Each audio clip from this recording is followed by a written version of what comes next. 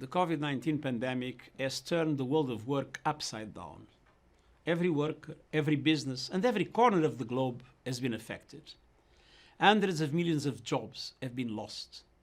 Those toiling in the informal economy, often without rights at work and social protection, are projected to have suffered a 60% decline in earnings in the first months of the crisis alone.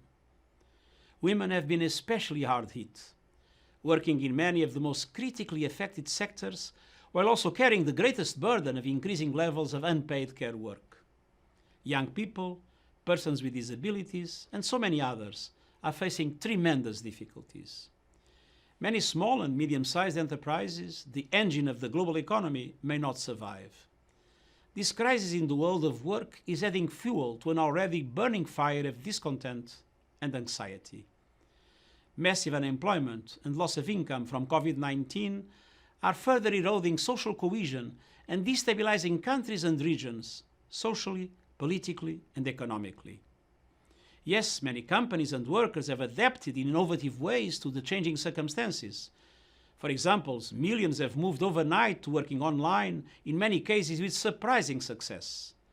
But the most vulnerable are at the risk of becoming ever more vulnerable, and poor countries and communities risk falling even further behind. We need action on three fronts. First, immediate support for at-risk workers, enterprises, jobs and incomes to avoid closures, job losses and income decline. Second, greater focus on both health and economic activity after lockdowns ease, with workplaces that are safe and rights for women and populations at risk.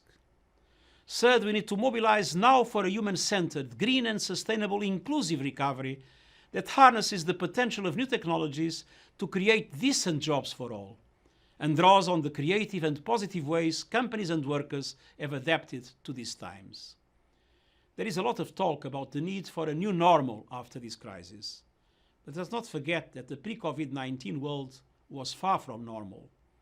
Rising inequalities, systemic gender discrimination, lack of opportunities for young people, stagnant wages, runaway climate change, none of these things were normal. The pandemic exposed tremendous shortcomings, fragilities and fault lines. The world of work cannot and should not look the same after this crisis.